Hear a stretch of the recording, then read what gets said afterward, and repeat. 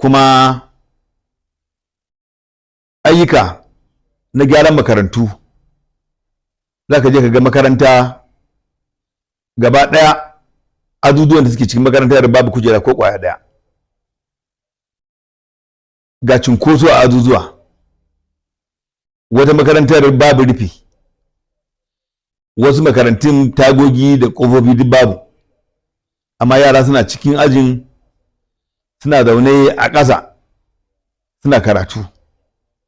Abin takaici ma akwai makarantun da yaro tun da ya shigo shekarar farko a firamare har ya gama bai taɓa zama kan kujera ba saboda babu kujerun, kuma gwamnatin ba ta damu ba. Amma da zuwa mai girma gwamna muka mika bukata ta samar da dukkan wannan abubuwa na gyaran makarantu. Alhamdulillahi ya zuwa yanzu an gyara da yawa daga cikin waɗannan makarantu, sai dai kuma shi abubuwa na gyara makarantu da asibitoci abu ne da kaman bature yake cewa work in progress, ba kammala shi ake yi ba, wato yi dai ake yi continuous abu ne da yake ci gaba da kullum. Kuma musamman yanzu da damina ta zo ana yin iska mai ƙarfin gaske wadda take sake lalata wasu daga cikin makarantun da muke da su, kuma na san wannan matsala ce ba wai kawai a ƙarƙashin Albasu ba, matsala ce wadda ta shafi ƙananan hukumomi kusan 44 na jihar Kano. Makarantun nan yawancin sun daɗe, so daga wuya an tiya yana sawa a samu wannan matsaloli idan damuna ta zo irin wannan guguwa ta zo ta ɗaye makaranta gaba ɗaya. To wannan duka yana daga cikin irin matsalolin da muke ta fuskanta, ana gyara wasu kuma suna sake ɓarewa. To wannan abu ne wanda muke neman al'umma su mana uzuri, in Allah ya da ba za a gajiya ba, za a ci gaba da gyarawa. Assalamu alaikum jama'a. Ni sunana Garba Ali Hungu, ni ne shugaban karamar hukumar Albasu. Yau kusa in ce Albasu tana hannunka, kuma Albasu tana ɗaya daga cikin ƙananan hukumomin da ake ji da su a jihar Kano, musamman ma ta fuskar noma. Yanzu gwamna ya yi kusan shekara 3 duk da cewa ba da ku ya fara ba. Wannan nasarori aka samu a ƙaramar hukumar Albasu daga lokacin da karɓa aiki? To alhamdulillahi, daga lokacin da muka karɓa aiki kusan shekara 1.5 da suka wuce zuwa yanzu, mun tadda yanayi mara kyau kwarai da gaske a faɗin jihar Kano, musamman daga lokacin da mai girma gwamna ya hau karagar mulki a 2023. Mun zo mun tadda abubuwa a lalace a kowane ɓangare, musamman ɓangaren ilimi, ɓangaren kiwon lafiya, ɓangaren ba da ruwan sha, ɓangaren ba da abubuwan tallafi ga al'umma a faɗin jihar Kano. Alhamdulillahi mai girma gwamna ya taka rawar gani kwarai da gaske wajen tabbatar da cewa an dimfara wajen tabbatar da gyara makarantu da asibitoci,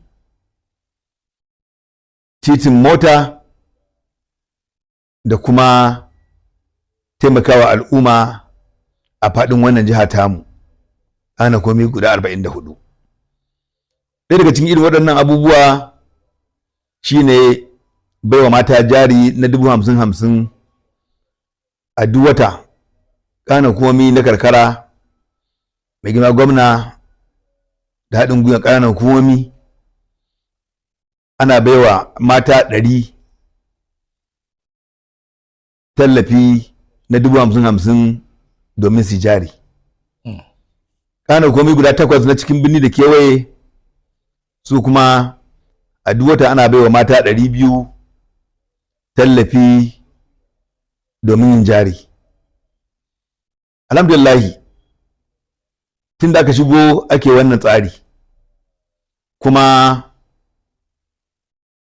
ayyuka na gyaran makarantu mun zo mutar da makarantunmu a faɗin garin kuma Albasu a lalace ko ƙwarai da gaske. na Kuma za ka je ka ga makaranta gaba ɗaya, azuzuwan da suke cikin makarantar babu kujera ko ƙwaya ɗaya,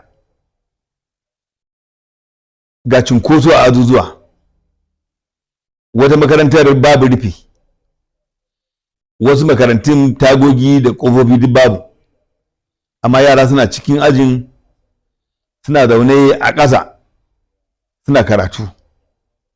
Abin takaici ma akwai makarantun da yaro tun da ya shigo shekarar farko a firamare har ya gama bai taɓa zama a kan kujera ba, saboda babu kujerun, kuma gwamnatin ba ta damu ba. Amma da zuwa mai girma gwamna muka mika bukata ta samar da dukkan wannan abubuwa na gyaran makarantu. Alhamdulillahi ya zuwa yanzu an gyara da yawa daga cikin waɗannan makarantu, sai dai kuma shi abubuwa na gyara makarantu da asibitoci abu ne da kaman bature yake cewa work in progress, ba kammala shi ake yi ba, wato yi dai ake yi it's continuous abu ne da yake ci gaba da kullum. Kuma musamman yanzu da damina ta zo ana yin iska mai ƙarfin gaske wadda take sake lalata wasu daga cikin makarantun da muke da su, kuma na san wannan matsala ce ba wai kawai a ƙarƙashin Albasu ba, matsala ce wadda ta shafi kana hukumomi kusan 44 na jihar Kano. Makarantun nan yawancin sun daɗe, so daga wuya an tiya yana sawa a samu wannan matsaloli idan damuna ta zo irin wannan guguwa ta zo ta ɗaye makaranta gaba ɗaya. To wannan duka na daga cikin irin matsalolin da muke ta fuskanta, ana gyara wasu kuma suna sake ɓarewa. To wannan abu ne wanda muke neman al'umma su mana uzuri, in Allah ya da ba za a gajiya ba, za a ci gaba da gyarawa. Wannan yanzu kamar makarantu nawa kuka gyara? Kusan muna da mazaɓu 10 garin Digatai 20 a ƙaramar kuma Albasu. A duk mazaɓin nan gaba ɗaya babu garin da ba mu je mun gyara makaranta ba. Duk mazaɓin? Duk mazaɓin. Kuma wani abu ne wanda muke ci gaba. Wasu daga ciki makarantunsu ba guda ɗaya ne ba, saboda yawan mutanen da yara da ake da su. Amma wannan abu kamar nake faɗa, abu ne wanda yake aiki ne wanda yake ci gaba. Da zuwa ya shigo daminan nan ko zatin da ya wuce an sami makarantu da iska ta yi wa barna ta ɗaye su. Kuma ana yi wasu kuma suna ɓarewa saboda yanayi na damina da iska mai ƙarfi da ake samu a farkon daminan nan.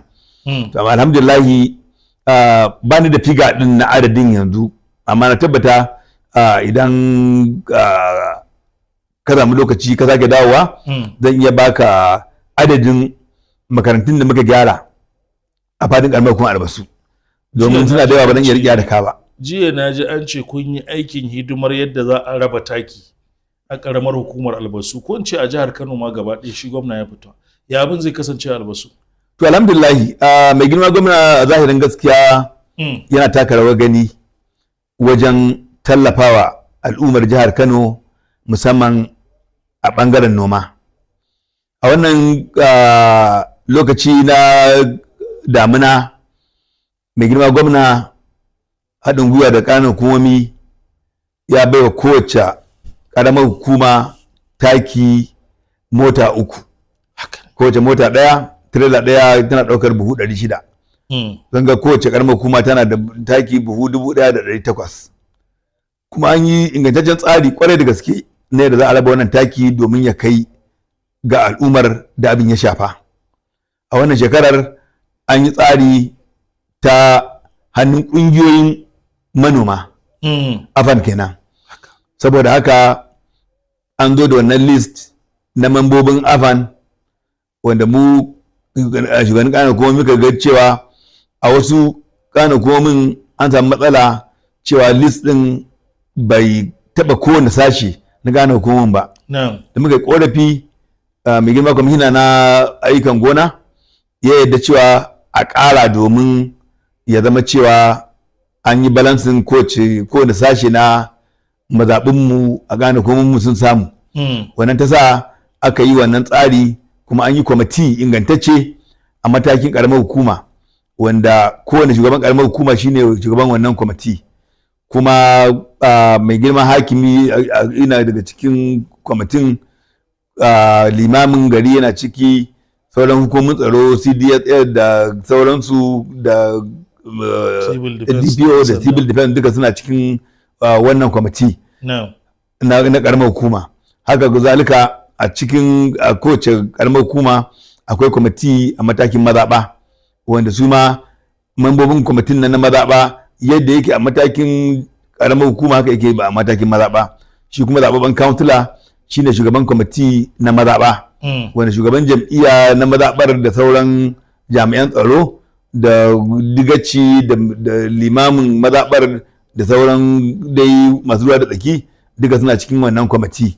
Saboda haka sai abin ya zo cikin sauƙi domin a kowane mataki wannan kwamiti shi aka ɗora wa alhakin zuwa a tabbatar da cewa tsarin da aka bayar ne da za a raba takin nan a kowace mazaɓa akalla mutum 60 za su amfana da wannan taki buhu 120 wanda aka bai kowace mazaɓa. Bayan sauran rukunai su ma an ba da tsari ta yadda su ma za su rabauta da wannan taki wanda mai girma gwamna ya ce a je a sayarwa da manoma akan naira 25,000 ko na buhu ɗaya. Kenan kusan rabin farashinsa 50,000 ne, amma mai girma gwamna ya ce a rage a sayarwa da manoma akan naira 25,000 ko na buhu ɗaya.